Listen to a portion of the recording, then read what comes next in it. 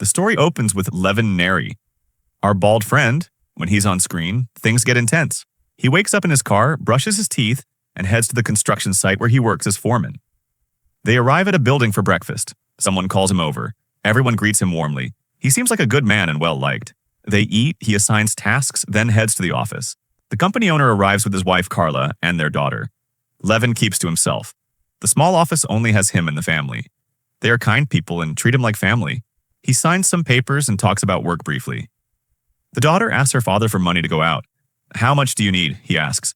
She tells him. He hands over his credit card. "Go enjoy yourself," he says. She's their only daughter, and they never say no. As Levon leaves, he sees men beating a worker. They let him go, but Levon can't ignore it. He throws a bucket of nails and charges at one attacker. He grabs a weapon, knocks him out, and kicks the second away. The first man swings an axe. Levon dodges, hits him, and punches the second in the nose. He plants the axe in the wall. Reinforcements arrive. They rush him. He fights them off, throws cement powder to confuse them. They run to the storage room. Levon grabs a shotgun. "If anyone moves, someone's getting buried," he warns. They beg for mercy, gather their things, and leave.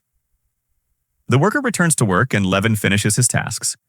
Jane, the boss's daughter, approaches. She brings him food and asks what happened. He tries to avoid it. She mentions her grandfather was like him too. Levon opens up. We learn Levon spent 22 years in the Special Forces. He was one of the best. He fought in wars and missions against criminal organizations. He retired after his wife died and has worked for Jane's father ever since. After work, Levon visits his daughter at his ex-father-in-law's house. The grandfather is miserable except when Levon visits.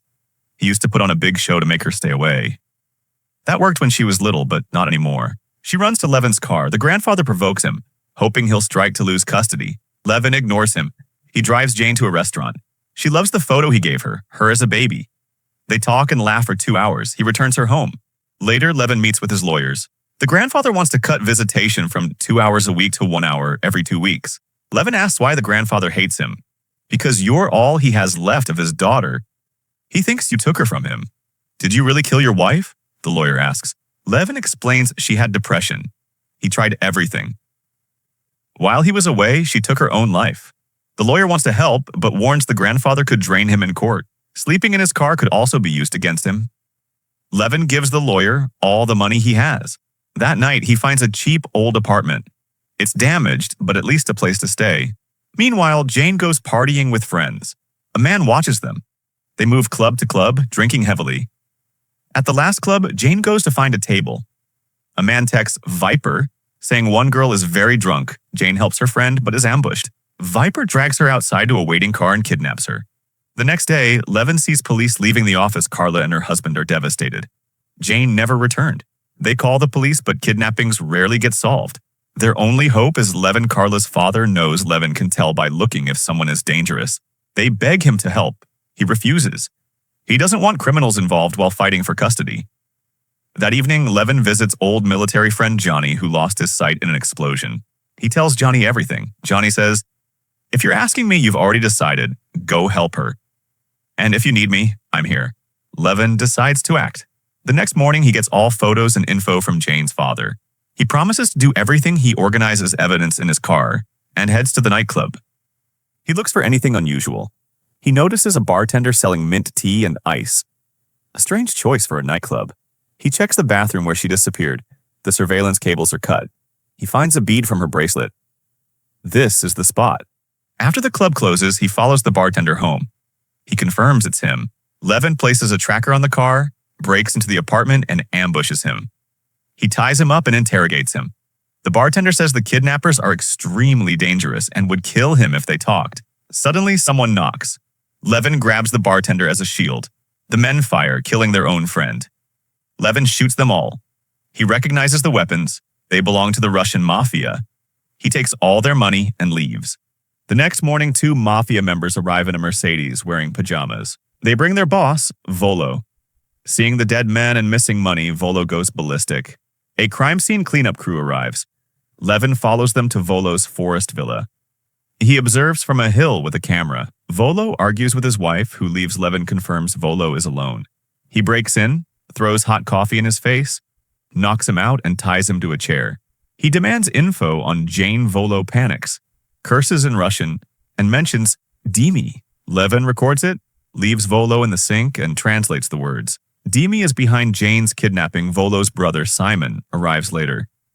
He sees the dead men, checks cameras, assumes Dimi's son is responsible, and orders his men to bring him in. Meanwhile, Jane is locked in a room. She tries to escape. A woman enters, forces her to eat, and points a gun at her. The next morning, Levon calls a friend in narcotics about Dimi. His friend warns Dimi is extremely dangerous and part of the Russian mafia, but gives him the name of a nightclub where Dimi distributes drugs. Night fell. He borrowed a motorcycle and headed to the club he'd been told about. Inside was a woman named Artie, our trouble-loving queen. At first glance, she suspected he was a cop. She sent someone to check him while he waited at the counter. She approached him. "Want to take care of some business?" she asked. He said yes and followed her. Soon, he was in a room with a man named Dutch, the club manager. Artie whispered, "He's a cop." Dutch laughed. "A cop?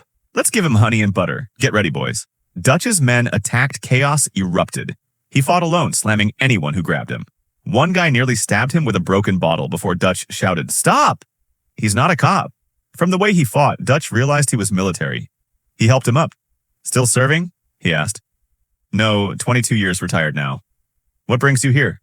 "After leaving the army, I dealt a little. Sugar mostly. My supplier got arrested." "Heard you have good product." Dutch told him to meet two guys at a restaurant the next morning. "If you like it, we'll arrange something." The next morning, he met Artie and another man. "Money first," they said. Artie pointed a gun at his head, the same one used in Jenny's kidnapping. He realized Artie had stolen the food from his daughter. She was his only lead. He handed them the money. They didn't check. Artie gave him a phone and said they'd call with the drop location he left. Soon after, Dutch called. "Check under your car." He found the product there. Dutch said he'd call if the boss liked it. That night, Artie and Viper tried selling a girl to a client named CarX. They delivered her in a bag, collected money, but it backfired. CarX came out bleeding. They panicked and fled. Meanwhile, the bald guy pinned photos and info he had gathered. Dutch called. "How was the product?" he replied vaguely. Dutch told him to meet the boss at a hotel the next morning. He put on a sharp suit and headed to the hotel. Inside were dangerous faces, all guarded. He found Dutch with the boss. He recognized him immediately, Dimi. They negotiated price and quantity he paid, took the goods, and left. Back in his room, he reviewed Jenny's photos. He noticed Viper had been recording them.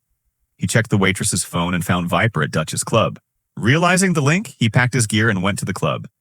He parked far away, but the club had infrared cameras. Artie monitored them, recognized him, and called the Mafia twins' engines roared. He knew they were coming. He abandoned his car, grabbed a motorcycle, and sped off. The twins chased him, firing. A bullet hit his bike. It spun into a police car. 2 officers got out.